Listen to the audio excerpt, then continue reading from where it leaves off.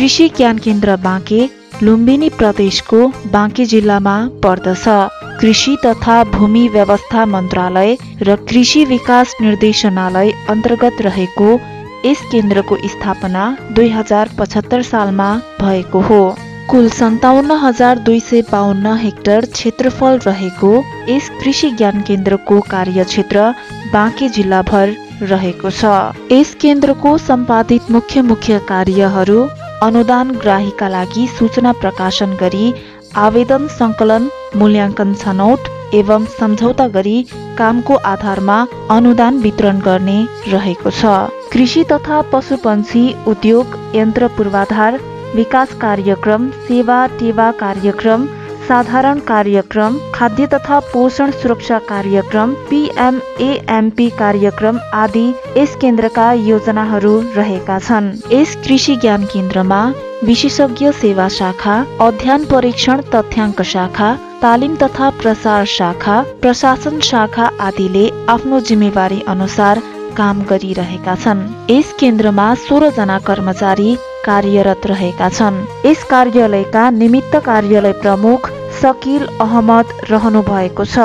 कृषि ज्ञान केन्द्र बाँकेको आर्थिक वर्ष 2079-80 को कुल बजेट 7,48,72,000 रहेको छ। गत आर्थिक वर्ष 78-79 यस केन्द्रको बेरोजु 33,59,776 रुपैयाँ रहेको थियो। अब लागौं कृषि ज्ञान केन्द्र बाँकेका निमित्त कार्यालय प्रमुख सकिल अहमदसँग गरिएको कुराकानीतर्फ। सरलाई स्वागत छ हाम्रो कार्यक्रम। धन्यवाद। सर, हजुर निमित्त के कारणले गर्दाखेरि निमित्त चाहिँ यसरी हजुरलाई नियुक्ति गर्नु पर्यो, यहाँ प्रमुख किन नआइरहनु भएको हो, त्यो जानकारी गराइदिनुहोस् न। त्यो हामीलाई जानकारी त हुँदैन। यहाँ सेकेन्ड क्लासको दरबन्दी थियो र उहाँको सरुवा बर्दियामा भएको हुनाले अब यो अफिसको सिनियर जो म थिएँ र मलाई मन्त्रालयले निमित्त कार्यालय प्रमुखको जिम्मेवारी कार्यभार दिएर पठाएको छ। त्यही हिसाबले अहिले म कार्यरत छु। कृषि ज्ञान केन्द्र एउटा ज्ञान लिने थलोको रूपमा पनि यसलाई लिइन्छ सर, हैन? के उद्देश्यका साथ कसलाई कुन समुदाय कुन क्षेत्रलाई फाइदा होस् भनेर यो विशेष कार्यालय स्थापना गरिएको के मान्नु भएको छ हजुरले? धन्यवाद। धेरै राम्रो क्वेसन गर्नुभएछ। हामी कृषि ज्ञान केन्द्र पहिला यो अफिसको नाम संहिताभन्दा पहिला जिल्ला कृषि विकास कार्यालय थियो र अहिले यो लुम्बिनी प्रदेशको आयोजन तपाईँको जिल्ला कृषि विकास कार्यालयलाई कृषि ज्ञान केन्द्रको नामबाट नामाकरण भएको छ र नामबाटै चिनिन्छ। हामी कृषि ज्ञान केन्द्रका मुख्य उद्देश्य नै कृषकहरूलाई उन्नत खेती, व्यावसायिक खेती, यान्त्रिकरणको लागि हामीले ज्ञान दिने र प्राविधिक ज्ञानहरू हामीले उपलब्ध गराउने मुख्य जिम्मेवारी हाम्रो हो भने हामीले कृषकहरूलाई त्यसको साथसाथै सहयोगहरू पनि बिउ मल यान्त्रिकरणहरूमा, सिँचाइमा हाम्रो कार्यालयको कार्यक्रम अनुसार अहिले हामीले माहुरी, च्याउ, तरकारी, अन्नबाली, दालबाली, तरकारी, मसला यी विभिन्न विधामा हामीले कृषकहरूलाई सहजीकरण गर्दै आएको अवस्था छ। तपाईले भनिहाल्नुभयो हामीले कृषकहरूलाई विशेष तरिकाले सहयोग गर्छौं भनेर। अब अनुदान पनि तपाईहरुले दिनुहुन्छ। एकदम अनुदान। अब अनुदान प्रक्रिया पनि अलि पारदर्शी भएन भन्ने कुरा पनि कता सुनिन्छ सर, हैन? तपाई कार्यालय प्रमुख हुनुहुन्छ, कसरी अनुदानका कार्यक्रमहरू अगाडि बढिरहेका छन्, कस्ता कृषकहरूले अनुदान पाइरहेका छन् र अनुदान दिएको उपलब्धि कति भइरहेको छ? एकदम राम्रो कुरो गर्नुभएछ।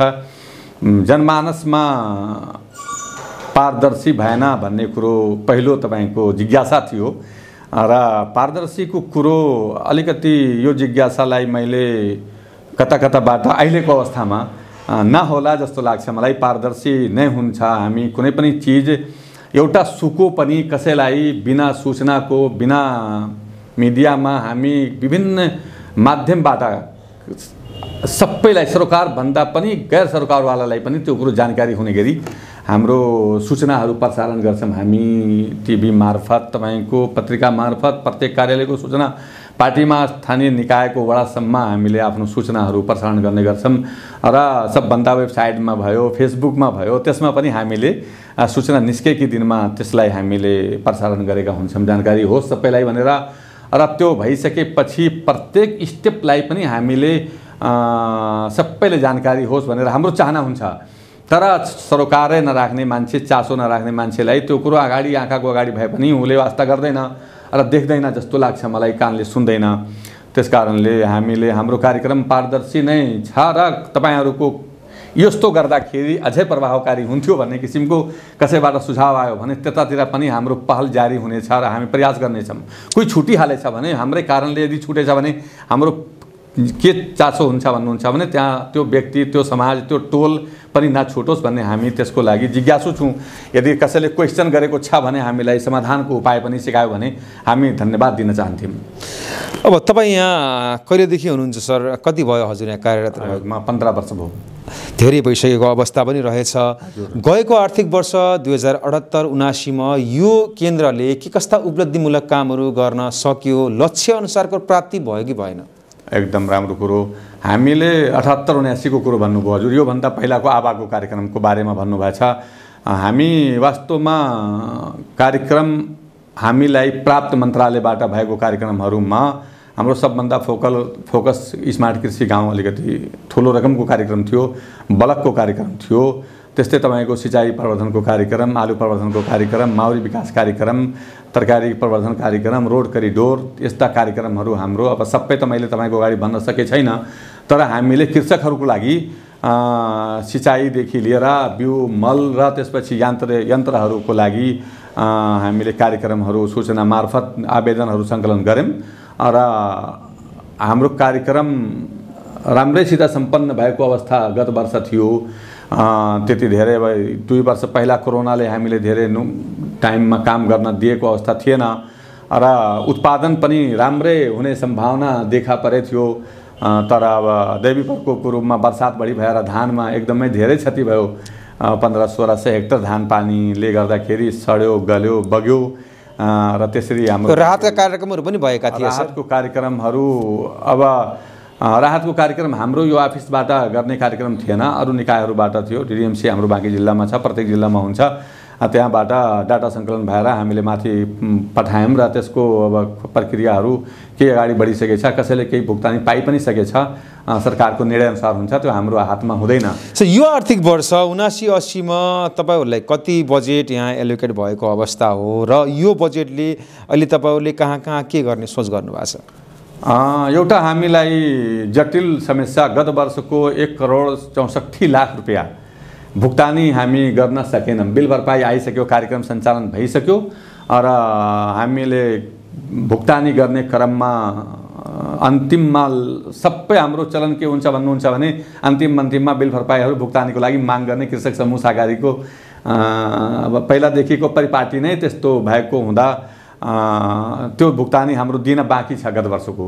र यस वर्षकै कार्यक्रम, यस वर्ष हाम्रो कार्यक्रममा लगभग 7-7.5 करोड रुपियाँको हामीले कृषि विकासको लागि कार्यक्रममा हामीसित रकम प्राप्त भएको छ।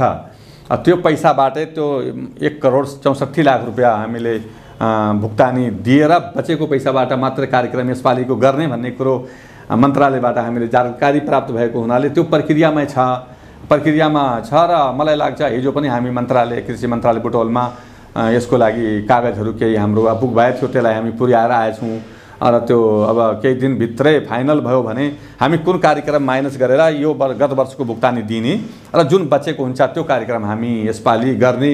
त्यसरी अलिकति हामी सुस्त छौँ अहिले। अगाडि हाम्रो प्रक्रिया त्यति द्रुत गतिले बढाइसकेको छैन र हामीले सिजन गइराखेको चिजलाई 50 लाख रुपियाँको कार्यक्रम हामी सिँचाइको कार्यक्रम थियो, हाम्रो सिँचाइ सहितको कृषि विकास कार्यक्रम। त्यसलाई हामीले सूचना प्रसारण गऱ्यौँ। सूचनामा 132 जना मान्छेहरू, आवेदकहरूले कृषक समूह सहकारी मार्फत आवेदन आइसकेर हामी फाइल केलाएर फिल्ड भेरिफिकेसन पनि गरिसकेछौँ र त्यसको रिजल्ट हामीले यही 2-4 दिन पर्खेर त्यो कुन कार्यक्रमबाट कति माइनस गर्नुपर्छ भनेर मात्रै पर्खेर बसेछौँ। नत्र त्यसको पनि हामी कोलाई सम्झौताको लागि बोलाउने भन्ने कुरो हुन्छ अनि सम्झौता हामी गर्दैछौँ। आलु प्रवर्धनको कार्यक्रम थियो, त्यो हाम्रो सम्झौता भइसकेको छ।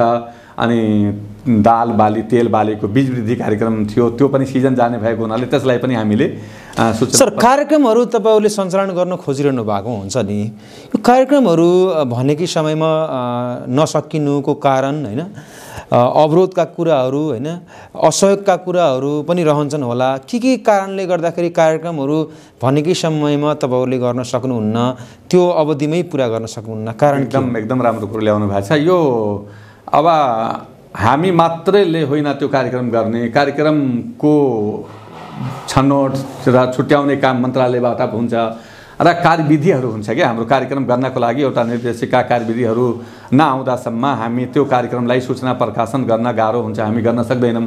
कहिलेकाहीँ कार्यविधिहरू ढिलो आइदिनाले हाम्रो कार्यक्रमहरू होइन, अब अहिले यो ठिक्कै तपाईँको यही बेला चुनाव, यही बेला चाडपर्व भएको हुनाले पनि, र यो वर्ष त विशेष मैले तपाईँले के भन्न चाहन्छु भन्नुहुन्छ भने गत वर्षको रकमलाई भुक्तानीको फाइनल नहुँदासम्म मात्र हामी अड्किरहेछौँ र गत वर्षको भुक्तानी अब के भएर हो, त्यो नेटै नचलेर सर्भर नचलेर हामी सबै गर्न भ्याउने हिसाबले हामी काम गरिरहेको थियौँ, तर सर्भर नचलेको हुनाले ठिक्कै टाइम पुगेपछि सर्भर बन्द भयो, भुक्तानी दिने काम बन्द भयो, त्यसरी रोकिएको हो। यो मलाई लाग्छ मेरो जिन्दगीको, मेरो यो जागिर अवधिको पहिलो घटना हो, पहिलो वर्ष यस्तो भएको छ।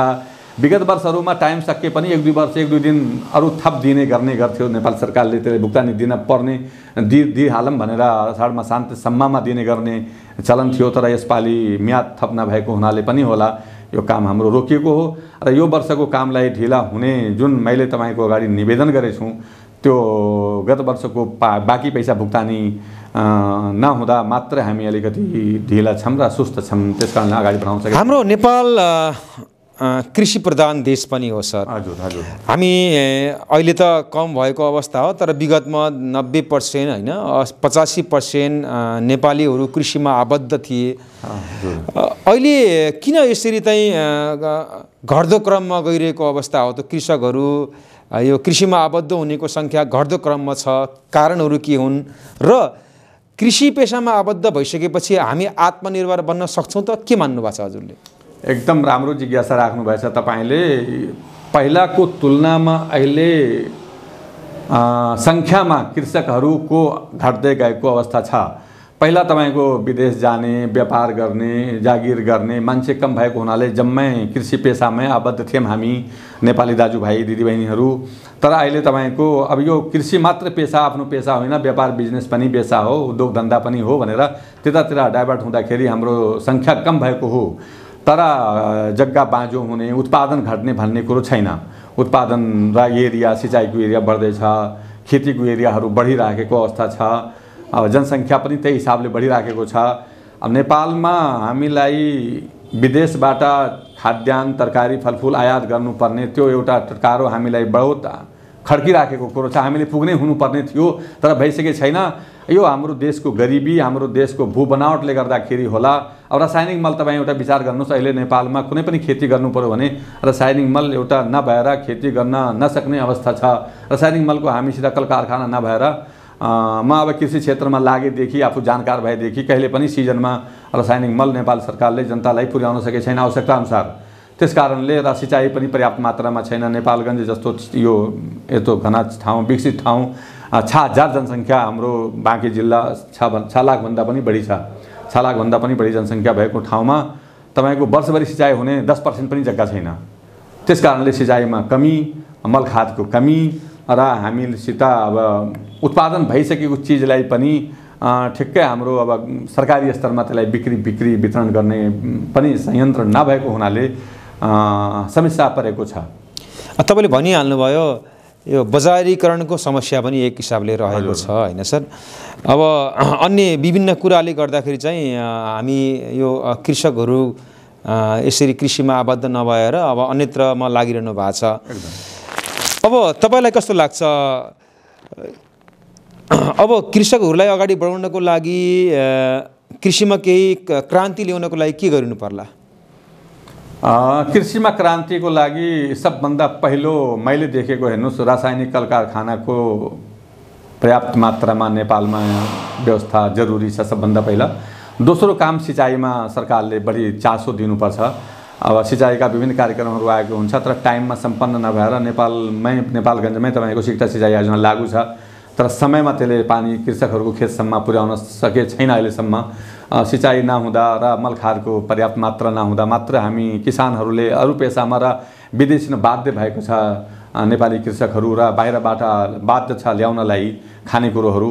अब मल कारखाना सबभन्दा पहिला जरुरी छ भने दोस्रो कुरो मलाई लाग्छ सिँचाइमा बढी जोड दिनुपर्छ हामीले। सर, सिँचाइका विभिन्न आयोजनाहरू त्यसै गरेर कार्यालयहरू सङ्घीय प्रदेशका कार्यालयहरू यहाँ रहेका छन्। एकदम उहाँहरूसित तपाईँहरूको कुन कुन कुरामा समन्वयहरू सहयोगहरू आदान प्रदानहरू भइरहन्छ भनिदिनुहोस् न। अब त्यो प्रशासनिक आर्थिक नियम कानुन उनीहरूको र हाम्रो फरक छ। हामी सँगै गएर काम गरेका छैनौँ, समन्वय मात्र हाम्रो हुन्छ। हामीले सिँचाइको निकायहरूसित समन्वय गरेर कुन ठाउँमा यो वर्ष थप सिँचाइ तपाईँहरू पुर्याउनु भएको छ त्यो ठाउँमा हामी बढी आफ्नो फोकस गर्ने कार्यक्रमहरूलाई लिएर जान्छौँ र त्यहाँ कृषकहरूलाई यो वर्षभरि बाँझो जग्गा नहोस्, 3 तय बाली हामीले लगाउनु पर्यो र सघन बालीमा हामी जानुपर्छ, व्यावसायिक बालीमा जानुपर्छ। हामी त्यसरी हामीले उहाँहरूलाई कार्यक्रममा पनि जानकारी गराउने र सहभागी गराउने प्रयास हाम्रो हुन्छ। र त्यस्तो ठाउँमा हामीले चैते धान, बसन्ती मकै जुन हामी यो बर्खेमा र गहुँ खेती गरेर पनि बीचमा जुन खाली जग्गा हुन्थ्यो सिँचाइ नभएर सिँचाइ भइसकेपछि हामी त्यहाँ सघन बालीको रूपमा हामी वर्षभरि लगाउने प्रक्रिया हामीले यस्तो डेमोहरू लगेर त्यहाँ चैते धानको, बसन्ती मकैको हामी गर्ने गर्छौँ। त्यो देखेर कृषकहरूले प्रभावित भएर त्यहाँ वर्षभरि खेती गर्ने काममा जग्गालाई समेट्नुहुन्छ र उत्पादन र उत्पादकता बढ्छ। स्थानीय तहहरूसित पनि राम्रो सम्बन्ध तपाईँहरूको रहनुपर्छ होइन?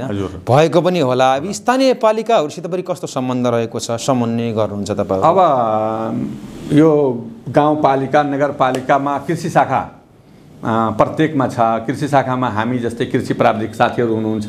योभन्दा पहिला 4 वर्ष पहिला हामी सबैजना यही कृषि ज्ञान केन्द्रमै बसेर काम गरेथ्यौँ। यहीँबाट उहाँहरूले कोही सङ्घतिर, कोही प्रदेशतिर, कोही अब हामी होइन कोही पालिकातिर हुनुहुन्छ। हाम्रै साथीहरू त्यहाँ हुनुहुन्छ। हामीलाई के लाग्छ भन्नुहुन्छ भने अहिलेसम्म उहाँहरू हाम्रै अफिसको मान्छे हुनुहुन्छ र हामी उहाँहरूलाई अब हाम्रो ज्ञान केन्द्र भएको हुनाले हामी उनीहरूलाई नयाँ टेक्नोलोजीको बारेमा उहाँहरूसित हामीले तालिम, गोष्ठी, बिचबिचमा हाम्रो बैठक र भेटघाट फोन मार्फत पनि हामीले उहाँहरूकै सम्पर्कमै भइराखेका हुन्छौँ र हामीलाई पनि बढी सपोर्ट भइराखेको छ उहाँहरूबाट। हाम्रो यहाँ जनशक्ति कम भएको हुनाले अब जिल्लागत डाटाहरू कुनै होइन दैवी प्रकोपहरू आएको बेलामा पनि हामीले उहाँहरूसितै नै माग्छौँ त्यो डाटाहरू र हामीले नै उहाँहरूलाई कुनै समस्या पर्यो भने हाम्रो यहाँ त विभिन्न विशेषज्ञहरू भएको अफिस भएको हुनाले हाम्रो सम्पर्कमा उहाँहरू पनि हुन्छ र हामी पनि उहाँहरूलाई लिएर कुनै पनि कार्यक्रम हाम्रो अफिसको छनौट गर्नुपर्दा पनि उहाँहरूलाई हामी साथै लिएर जान्छौँ र उहाँहरूलाई हामी जानकारी गराउँछौँ। त्यहाँका स्थानीय कृषकहरूलाई कुनै समस्या पर्यो भने हाम्रो कार्यक्रमलाई पनि उहाँहरूले राम्रोसित हेरिदिनुहुन्छ र सहयोग गरिदिनुहुन्छ। सर, अनुगमनको पाटोलाई तपाईँहरूले कसरी अगाडि बढाउनु भएको छ? यो अनुगमन पनि धेरै कार्यालयमा फितुलो भयो, त्यति राम्रो तरिकाले अगाडि बढेन भन्ने गुनासो पनि छ कि? हजुर, हो। अब तपाईँले अनुगमनलाई कसरी लिनुभएको छ? हाम्रो तरिका 2-3वटा फरक छ। हाम्रो अनुगमन कस्तो हुन्छ भन्नुहुन्छ भने पहिला हामी कार्यक्रमको लागि आवेदन माग गऱ्यौँ भने आवेदन दिने कृषकहरूको फिल्डमा गएर यो कार्यक्रम त्यहाँ गर्न मिल्ने छ कि छैन, यो बालीको लागि त्यहाँ सिँचाइ पर्याप्त मात्रामा छ कि छैन, बजार मार्केट त्यहाँको लागि छ कि छैन, त्यसको लागि हामी पहिलो अनुगमन गर्छौँ। दोस्रो अनुगमन हाम्रो कस्तो हुन्छ भन्नुहुन्छ भने काम सम्पन्न भइसकेपछि त्यो काम त्यहाँ हाम्रो बजेट अनुसार, हाम्रो नम्स अनुसार, हाम्रो कार्यविधि अनुसार त्यहाँ काम सम्पन्न भएछ कि भए छैन, त्यसको लागि पनि हामी फाइनल अनुगमन लास्टमा भुक्तानी दिने बेलामा हामी अनुगमन गर्छौँ। यो दुईटा रह्यो हाम्रो कार्यक्रम सञ्चालनको प्रक्रियाको लागि अनुगमन गर्ने। त्यसमा हामीले स्थानीय निकायलाई पनि सहभागी गराउँछौँ। बिना सहभागिताको हाम्रो कार्यविधिमै त्यो तोकेकै छ, स्थानीय निकायले पनि लिएर जाने। अब तेस्रो अनुगमन हाम्रो कस्तो हुन्छ भन्नुहुन्छ भने बिउ विषादीहरू, मलहरू, विक्रेता एग्रोभेटहरू हुनुहुन्छ, डिलरहरू हुनुहुन्छ, उहाँले अब कस्तो गर्नुभएको छ, त्यहाँ बढी मूल्य लिइराख्नु भएको छ कि ब्यान्डेड विषादी बेच्नु भएको छ कि एक्सपायर विषादीहरू बेचिराख्नु भएको छ कि त्यो नियमनको लागि पनि हामी संयुक्त टोली बनाएर अब जिल्ला प्रशासन समेतको टोली हामी प्रहरी प्रशासनलाई पनि लिएर पशुको, कृषिको अनि त्यसपछि स्थानीय निकायका साथीहरूलाई लिएर हामी गएर त्यहाँ नियमनको लागि हामी गर्छौँ। यसरी हामी 3 किसिमको अनुगमन गर्छौँ र यो हाम्रो कार्यक्रम अनुसार हुन्छ। हाम्रो यहाँ लक्ष्य तोकेको हुन्छ, त्यो हिसाबले हामी प्रत्येक साल गरेछौँ, यो साल पनि हामी गर्नेछौँ। सर, कुनै पनि कार्यालय प्रमुखलाई कुनै पनि कार्यालयमा सफल बनाउनको लागि सबैको साथ सहयोगहरू चाहिन्छ। एकदम तपाईँले पनि पाउनु भएको छ छैन, आफ्नो ठाउँमा रह्यो। अब सरकारवाला सबै निकायको सहयोग कस्तो हुनुपर्छ, कस्तो पाउनु भएको छ, के भन्न चाहनुहुन्छ सम्पूर्णलाई यो सहयोगको कुरामा?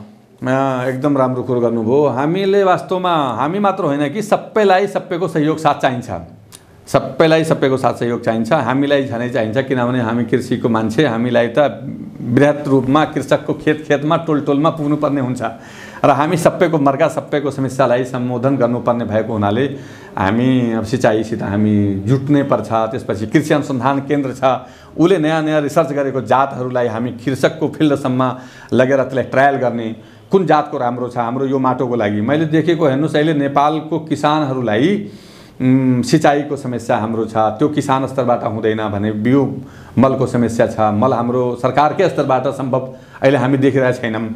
त्यसकारणले जनतालाई त कृषि अनुसन्धान केन्द्रले अनुसन्धान गरेको नयाँ नयाँ जात हाम्रो नेपालमा सिफारिस भएको जातहरूलाई खेती गरेर पनि उत्पादनमा निकै उत्साह बढेछ, उत्पादन बढेछ, उत्पादकता बढेछ। त्यसकारणले हामी हाम्रो नार्गको साथीहरू, त्यसपछि हाम्रो यो सञ्चार मिडियाका साथीहरू हाम्रो कुरोलाई जनतासम्म पुर्याउनको लागि सबैको साथ र सहयोगको आवश्यकता पर्छ।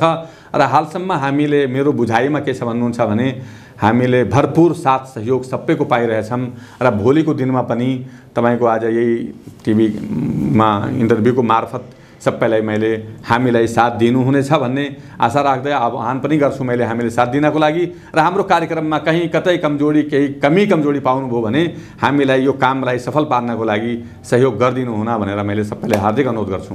यसरी हामीलाई समय र जानकारी दिनुभयो, धेरै धेरै धन्यवाद। हवस्, धन्यवाद हजुरले हाम्रो कुरोलाई पनि जनतासम्म पुर्याउने जुन जमर्को गर्नुभयो, दाङबाट आएर नेपालगञ्ज आएर, यो उसको लागि पनि मैले धेरै धेरै धन्यवाद दिन चाहन्छु हजुरलाई। हवस् त, धन्यवाद, नमस्कार।